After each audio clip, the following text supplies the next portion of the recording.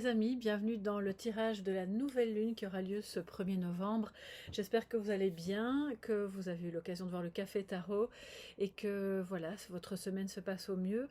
Donc c'est la nouvelle lune pour laquelle je fais un tirage un peu à part parce que comme elle tombe le 1er novembre et qu'il y aura certainement des énergies encore différentes par rapport à cette thématique-là, de la Toussaint, etc., j'ai préféré séparer les choses et puis comme ça vous avez les énergies du renouveau, puisque la nouvelle lune est synonyme de renouveau, un petit peu à l'avance. C'est une nouvelle lune en Scorpion, le signe du Scorpion qui est un signe assez passionné, fougueux, qui peut renaître de ses cendres. Alors c'est vrai que toutes les nouvelles lunes sont en général synonymes de renouveau, de nouvel élan, de nouveau départ, mais celle-ci d'autant plus qu'elle est placée dans le signe du Scorpion. C'est vraiment, je pense pour certains et certaines d'entre vous, un véritable moment de métamorphose, soit professionnelle, soit au niveau sentimental ou peut-être dans différents domaines de votre vie. Je pense que aussi, grâce à ce nouvel élan, ça débloque des choses, ça permet d'avoir de meilleures relations, d'aller vers le pardon si nécessaire. Et finalement, le phénix, quand il renaît de ses cendres, il est comme allégé. D'accord, le fardeau qui était le sien n'existe plus. Ou en tout cas, s'il existe, il a vraiment été déposé sur le côté et lui, il a pu se relever. Ce qui fait que je pense que c'est une nouvelle lune très importante. Et on va essayer évidemment d'en faire quelque chose de bien pour terminer cette année 2024, en tout cas les semaines qui restent, du mieux possible en partant de ce moment-là. Il y a pas mal de jeux, vous l'avez vu, je vais tous les utiliser parce que j'ai vraiment ressenti qu'il allait y avoir pas mal de messages. Donc installez-vous, c'est parti, on y va. On va voir ce qu'il en est avec le jeu de l'astrologie. Oui, c'est ça. Enfin bon, ça s'appelle Astrology, avec mon super accent. Ensuite, on a le tarot que j'ai utilisé ce matin. Enfin, si vous le regardez plus tard, je l'ai utilisé en tout cas cette semaine pour les énergies du café tarot, le Béline, la lunologie, comme à chaque fois, et puis un message de sagesse avec l'oracle de, je ne sais plus le nom, l'oracle d'Halloween, voilà, je sais plus le nom, mais en fait c'est un peu bête ce que je dis parce que on est en plein dans la semaine. C'est parti les amis, je fais de la place. Et on commence par l'oracle. Excusez-moi si vous entendez un petit peu de bruit comme un soufflement. C'est le chauffage dans mon bureau. Voilà, qui fonctionne parce qu'il commence un peu à faire froid, d'autant qu'il y a eu pas mal de pluie et de tempêtes ces jours-ci. Et juste avant de tourner, de mettre en route la caméra, j'avais un gros pull. Et puis je me suis dit non, allez, bon, j'ai aussi le droit d'avoir un petit peu chaud dans mon bureau. Je vais donc l'allumer. J'espère que ça ne vous embête pas. Alors, quels sont les messages pour cette nouvelle lune? Qu'est-ce qui se transforme? Qu'est-ce qui vient à vous? À quoi pouvez-vous vous attendre pour ce nouveau cycle?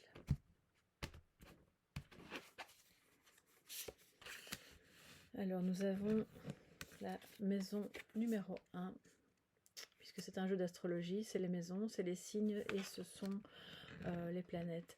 Maison numéro 1, on parle d'individualité, d'image de soi et d'une nouvelle approche de la vie. Très bien, je vais toutes les prendre, on en prend 3.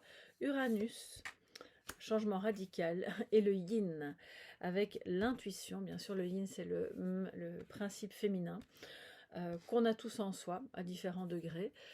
Certains en ont besoin, d'autres en ont peut-être de trop, donc on essaie d'équilibrer yin et yang.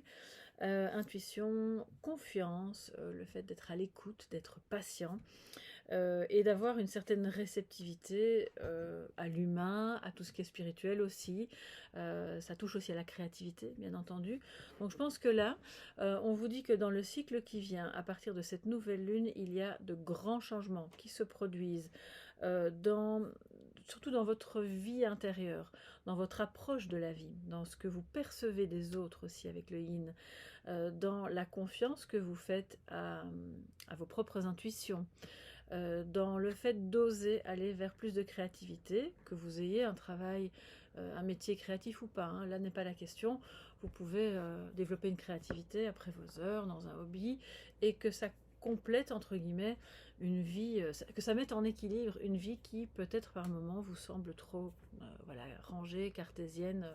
Et alors là, vous pouvez libérer un espace en étant dans la créativité, ça peut être ça. Il y a un changement aussi assez important pour certains et certaines d'entre vous au niveau de votre image de vous-même. Je ne parle pas de votre schéma corporel, hein, c'est vraiment l'image que vous avez de vous, de ce que vous pensez que vous renvoyez aux autres. Du fait d'être moins sensible aussi, peut-être au regard de l'autre.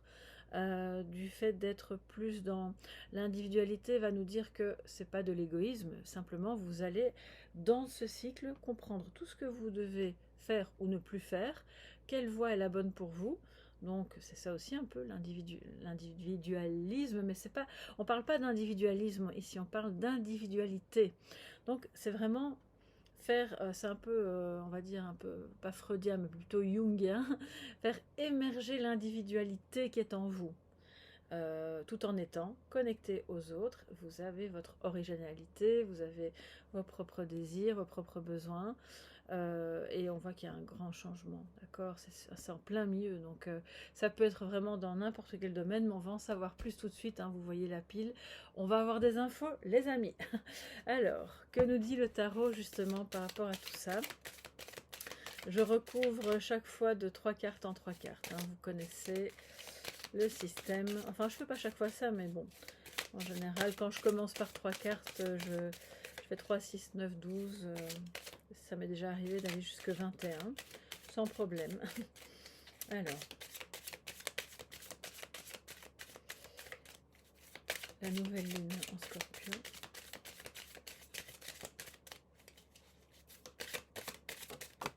Oh. Alors, on y va.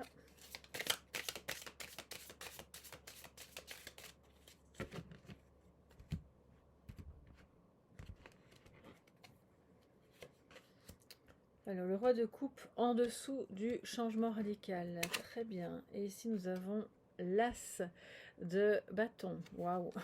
Alors là, ça démarre en feu, tout flamme, hein, les amis, que ce soit au niveau amoureux ou au niveau d'une passion ou justement de la créativité. Et puis ensuite, nous avons le monde.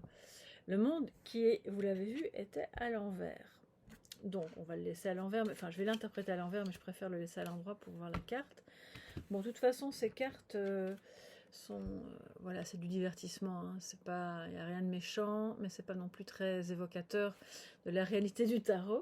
Alors, les amis, dans le prochain cycle, il y a une possibilité d'un nouveau...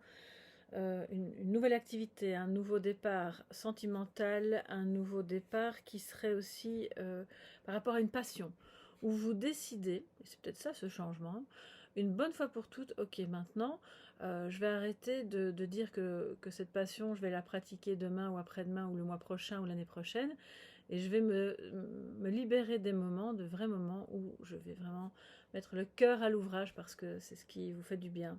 C'est aussi beaucoup de passion et de sentiments amoureux qu'un homme vous porte. Alors là, on est vraiment le roi de bâton plus l'as de bâton. Il y a beaucoup de désirs, mais c'est aussi un homme qui réussit. Alors, pas spécialement en affaires, mais justement dans le développement d'une activité, de quelque chose qui l'intéresse au plus haut point. C'est quelqu'un de très inspirant, qui a beaucoup d'idées originales, qui possiblement peut, alors pour donner des exemples, peut diriger, je ne sais pas, une agence de pub, ou être à la tête, parce que c'est quand même un roi, d'un service de publicité, de marketing, où on trouve d'innovation aussi, hein, dans la recherche.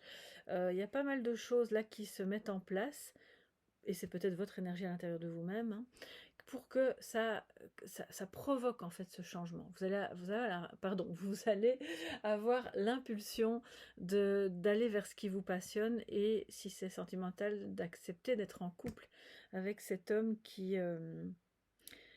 oui, bon, alors avant de parler d'amour, je pense qu'on est plutôt sur le désir ici. C'est vraiment un désir irrépressible. Il vous trouve belle, beau, attirante, enfin tout ce qu'on peut imaginer. ce qui évidemment fait partie de l'amour aussi, mais j'ai pas encore de carte d'amour, donc on verra. Puis surtout, il y a le monde à l'envers, en dessous du yin. Donc ça veut dire quoi? Que attention tout de même dans le cycle qui vient au comportement de fuite. Parce que le monde à l'envers, ça veut dire il y a quelque chose qui avorte au niveau de l'intuition, au niveau de la spiritualité, de la réceptivité. Et c'est comme si on cloisonnait, qu'on disait non, pas maintenant, justement. Donc c'est un petit peu comme une alerte, dire ok, c'est un risque pour vous dans le mois, enfin je veux dire le cycle qui vient, le nouveau cycle. Une fois que vous le savez, ben, soyez vigilant ou vigilante à ça. Ça peut être l'attitude de cette personne qui, paradoxalement, pour moi, il tourne le dos à la fuite, donc je pense que ça va quand même aller. Il a peut-être été en échec, hein, c'est possible, il a peut-être vécu des échecs, il en a peut-être vraiment marre d'être à distance, ce qui va faire que, d'où le monde à l'envers, on se rapproche, on n'est plus à distance. Et donc là, à ce moment-là, on peut vivre cette passion, d'accord? C'est quelqu'un qui se rend compte aussi, dans le mois qui vient, que le fait de vouloir se distancier d'une passion, peut-être que ça a marché un petit temps. Ah ben, j'ai oublié de mettre la bougie, je vais vous la mettre. Voilà, ça fait une petite lumière sympa. Peut-être que ça a marché un temps, mais en fait, voilà, il est en échec par rapport à ça. Il aurait bien voulu être plus cartésien, faire abstraction de ce qu'il ressentait pour vous ou par rapport à ce domaine qui le passionne, et en se disant non, c'est pas pour moi, c'est pas le moment, je vais pas me brûler les ailes. Mais ça ne marche pas, il n'y arrive pas, on le voit, en plus il est tourné vers l'as de bâton, donc il est tourné vers ce renouveau. Il n'a pas l'intention de laisser passer l'occasion. Donc je pense qu'en soi, ce monde à l'envers n'est pas si négatif que ça, vous voyez? Alors, je vais avancer un petit peu les cartes, sinon on va être à court de place. Ok. L'as de bâton en dessous de la maison numéro 1 nous dit, les amis, vous allez avoir des opportunités et des envies assez fortes de démarrer une nouvelle manière de vivre, ou bien c'est parce que vous avez déménagé, vous avez justement un nouveau job, il y a quelque chose qui prend forme, qui démarre et qui vous passionne.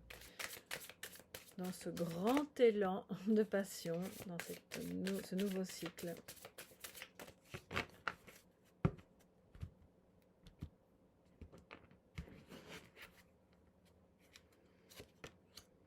Le départ, on parle d'élan, ben voilà, notre bel oiseau qui s'envole. Nouveau départ, hein, avec l'as de bâton au-dessus, je pense qu'on ne peut pas mieux l'exprimer. Le roi de bâton avec la fatalité. Bon, il n'a pas l'air commode comme ça, mais ça parle à la fois de la tour, en même temps c'est un peu la mort, c'est un peu tout à la fois. C'est de nouveau un grand changement. Je vous ai parlé de métamorphose tout au début, mais c'est vraiment ça, hein. Et la fatalité, c'est aussi pas que du négatif. Il y a évidemment des incidents qui se sont produits, qui ont mis cette personne en échec, et qui, alors attention, c'est pas tout rose tout le temps, c'est-à-dire que c'est quelque chose qui, entre guillemets, pend encore un petit peu au nez de cette personne, que ce soit vous ou lui. Pour autant qu'on prenne conscience de ça, je pense qu'alors on évite les risques que ça se reproduise, que des incidents se reproduisent, que ce soit lié à votre couple ou à des projets que vous aviez ou que cette personne a dans son travail. Il y a pour moi aussi là un coup de foudre accidentel, puisque on ne le prémédite pas, le coup de foudre, il arrive, c'est comme ça. Ce qui fait que ça prend son envol, et c'est aussi pour ça qu'il y a beaucoup de passion. Et donc cette fatalité nous montre que, avec Uranus juste au-dessus, ça provoque une métamorphose totale. Donc évidemment, ce sera à des degrés différents pour chaque personne. Chacun d'entre vous ne va pas vivre un changement totalement radical dans sa vie. Je rappelle que c'est une guidance communautaire, mais celles et ceux qui sont occupés à travailler déjà à un changement, quel que soit le domaine, ont de belles opportunités avec l'as de bâton de vivre ce changement. Ça va vous sembler un peu comme soudain, accidentel, mais en fait ça va provoquer cette métamorphose là pendant pendant ce nouveau cycle, pardon. Et dernière carte, le despotisme en dessous du monde à l'envers. Ça veut bien dire ce que ça veut dire. Donc, ce qui peut mettre en échec la relation, le projet, quoi que ce soit qui est justement en train d'évoluer vers un beau changement, c'est la tyrannie. Ce sont les peurs, c'est le mental. Le premier despote dans nos vies, c'est notre mental. Hein. C'est pas les autres, c'est nous. Et puis ensuite peuvent venir les autres, si on les laisse entrer et vouloir tout gérer. Et là, ça peut être le mari, la femme, les enfants, les voisins. Tout le monde peut se transformer en despote finalement. Mais c'est d'abord nos peurs, nos barrières. Et c'est ça qui provoque l'échec. C'est ça qui provoque la distanciation entre deux êtres. Parce que qui parle de despotisme parle aussi de il n'y a pas assez de communication, ou en tout cas c'est pas équilibré. Donc je pense que cette intuition là, puisqu'on a quand même au tout début le yin qui nous dit vous allez avoir la clarté intérieurement, intuitivement, de ce qui n'est pas bon, de ce qui dirige un petit peu trop votre vie ou ce projet ou cette relation, et que vous ne voulez plus laisser, vous ne voulez plus que cette énergie agisse comme ça, de cette manière-là, et donc vous reprenez le pouvoir, comme le roi de bâton et l'as de bâton ensemble. C'est quelqu'un qui reprend son pouvoir et qui repart à zéro et qui est hyper motivé, hyper enthousiaste, et voilà, donc le départ. D'accord? Ça veut aussi dire, sur un autre axe, que effectivement, on laisse partir ce qui est toxique, les amis. Et c'est aussi ça le changement radical. C'est pas forcément un nouveau travail ou une nouvelle relation.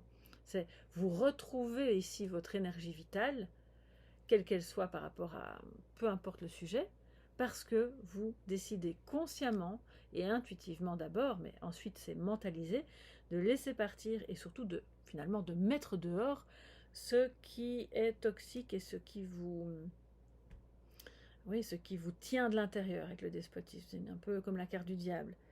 Alors la fatalité nous dit vous faites mourir cette énergie. Ça c'est vraiment bien. C'est super parce que c'est pas facile, je pense. C'est pas quelque chose de... alors c'est pas donné à tout le monde déjà. Et puis quand vous vous rendez compte que c'est ce que vous voulez et que vous n'y parvenez pas, parce que le monde nous dit, à l'envers nous dit, vous craignez de ne pas y parvenir, si vous êtes concerné par les énergies toxiques, mais si c'est en vous, on a tous notre propre toxicité, vous pouvez décider de combattre ça en étant justement dans l'inverse. La lumière, le positif, les projets, la bienveillance, bien entendu, envers les autres, ce dont je ne doute pas, hein, que vous faites preuve. Tout ce qui est, bref, tout ce qui est l'inverse du despotisme, quoi. L'écoute, la communication non violente, il va de soi. Et puis surtout, alors là, bon, c'est très parlant, regardez un peu la tête. On va arrêter de se soumettre, hein, les amis. À qui, à quoi et pourquoi surtout. Personne ne doit se soumettre. Vous êtes les artisans et les maîtres de votre propre vie. Et puis, sans que cela n'entache évidemment la liberté des autres autour. Mais pour moi, c'est fondamental. La liberté, les amis, c'est tellement précieux. Ça n'a aucun prix. Je pense que ça et l'amour, c'est les deux choses les plus importantes de la vie. Donc, ça, c'est mon opinion. Vous n'êtes pas obligé de la partager, mais on ne se range pas aux côtés de quelqu'un. Oui, c'est ça aussi que je ressens. Comment expliquer ça? Le yin nous dit, intuitivement, vous ressentez que l'autre dans ce projet, ou votre autre, si c'est sentimental, tente sans même s'en rendre compte, c'est pas malveillant, c'est pas volontaire de sa part, mais il tente de constamment vous emmener dans cette relation qui par moment ne va nulle part, hein, avec le monde à l'envers. Et ça, c'est une forme de despotisme aussi. Alors maintenant, on voit que vous décidez, non, ben, moi je prends les rênes de ma vie, tu me suis si ça te dit de réussir, et si tu veux rester sur le carreau, à avoir ce sentiment d'échec constant et à faire semblant que cette relation ne peut pas fonctionner, eh bien libre à toi, chacun sa liberté de nouveau. Je ressens très fort cette énergie vraiment de nouveau départ, de liberté et de prise de position aussi, un bel envol. Et aussi, à sa décharge, on ne va pas le critiquer, le pauvre. Si ça se trouve, c'est pas lui, c'est vous hein, qui êtes dans cette énergie-là. Mais et venant de sa part aussi, lui aussi, il commence à dire non, maintenant ça suffit. Ça fait des mois ou des années on veut que ça aille autrement maintenant. Ouais. Et on a envie de se donner une chance. C'est sympa, c'est vraiment... C'est un beau défi, mais c'est une belle énergie. Alors, on va terminer la ligne de nouvelle lune avant le message de sagesse avec la lunologie. Donc pour cette nouvelle lune en Scorpion, les amis.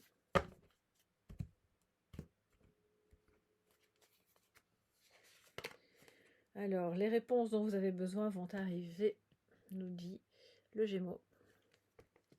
Peut-être que vous êtes Gémeaux, que la réponse vient d'un signe du Gémeaux ou d'un ascendant.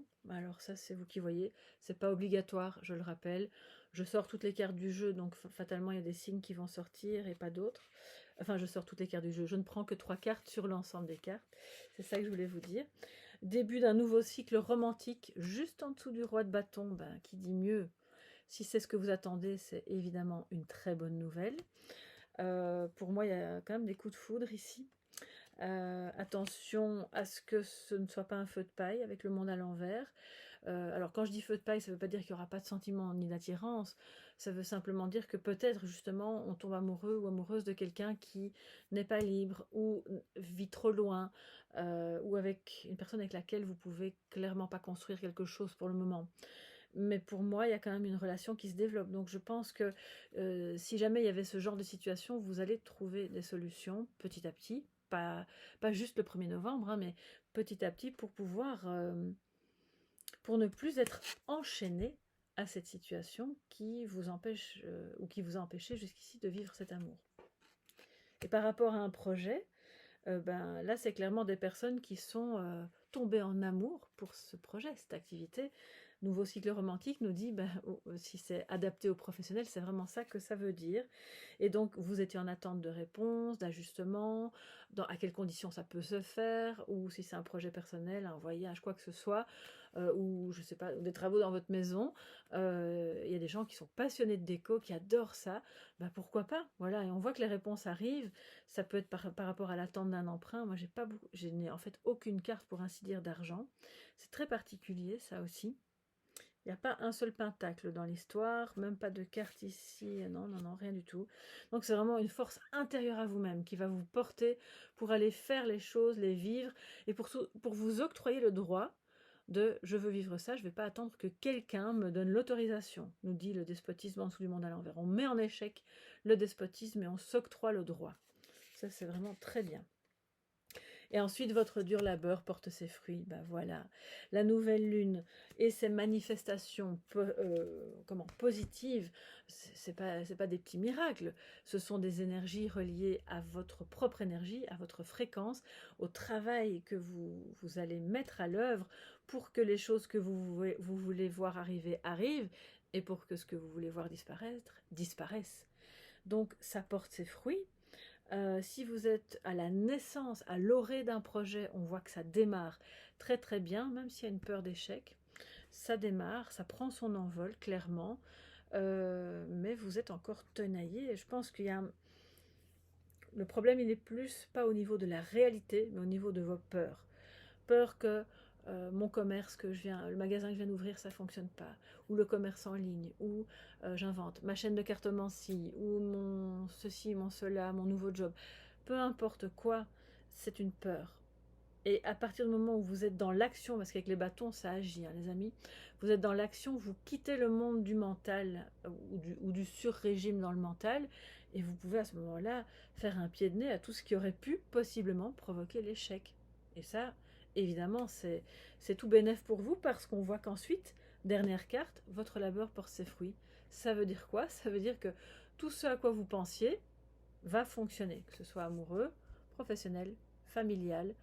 le dur labeur dans le fait de pardonner, de remettre une relation familiale sur pied, d'accueillir de nouveau quelque chose, un nouvel élan dans votre vie. Alors, les amis, un petit message de sagesse avant de se quitter. Et puis, on va voir ce que ça nous dit par rapport donc à ce 1er novembre, à ces énergies de nouvelle lune en Scorpion. Scorpion que je salue d'ailleurs au passage. Hein. Si vous êtes Scorpion, n'hésitez pas à me faire un petit coucou. J'en connais peu. J'en ai connu un ou deux. Très sympathique d'ailleurs, toujours avec plein d'idées, plein de... Oui, c'est vrai. Assez aventureux. Alors.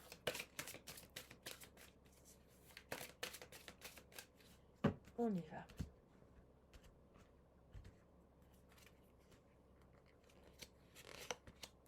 La joie. Voilà.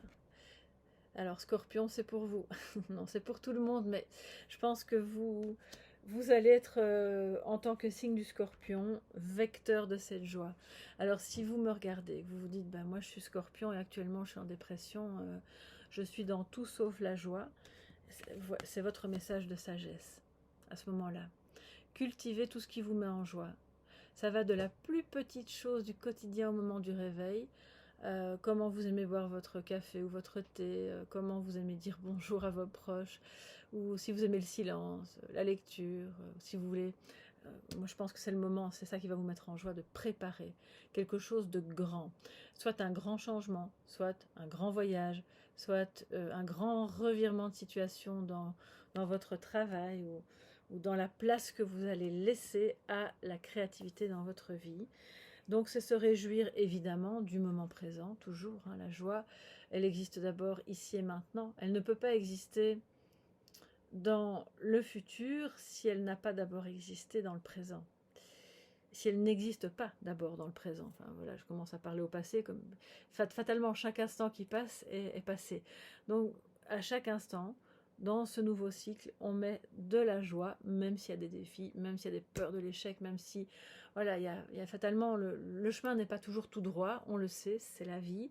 Et là, la joie va vous aider à surmonter, je pense, certaines épreuves et à croire, surtout. Le roi de bâton nous dit, on croit en soi et on tourne le dos au sentiment d'échec. Voilà pour cette nouvelle lune, les amis, donc en Scorpion, que je vous souhaite porteuse des plus belles réalisations qui vous tiennent à cœur, que je vous souhaite la plus sereine possible, et ponctuée de petites joies, de petits moments de bonheur, hein, de tout ce qui vous ravit le cœur. Même on parlait de déco, ça peut être des petites créations, quoi que ce soit qui vous anime, et n'hésitez pas. Alors s'il y avait un onglet pour mettre des photos sous dans les commentaires, je trouverais ça génial. Bon, ce serait peut-être un peu envahissant par moment, mais j'aimerais bien. Je sais que parmi vous, il y a des gens qui créent, qui écrivent, qui lisent, enfin qui écrivent des livres, qui composent, qui peignent. J'adorerais en fait découvrir ce que vous faites, mais je n'ai pas l'espace pour publier ça. Alors, ce qu'on pourrait faire, parce que moi j'adore tout ce qui est créatif, et je pense que là, ce tirage met un peu à l'honneur aussi tout ça. Si vous créez des petites choses, vous pouvez m'envoyer par email une photo, la plus claire possible, hein, de ce que vous créez. Et je serais ravie de faire un post dans l'onglet communauté avec des photos de ce que vous avez créé, que ce soit en peinture, voilà, qu'on partage, qu'on échange, et je trouve que ça aussi, c'est très stimulant, aussi pour ceux qui n'osent pas commencer, parce que là, vraiment, c'est important de dire à tout le monde, il faut toujours commencer par quelque part, et pas être gêné d'être un débutant. Voilà, ça c'est le plus important, et je crois que c'est le mot de la fin, les amis, je vous embrasse. On se retrouve dans les cafés tarot, dans les autres guidances de la chaîne. Portez-vous bien et excellente semaine et nouvelle lune à tous. Bye bye.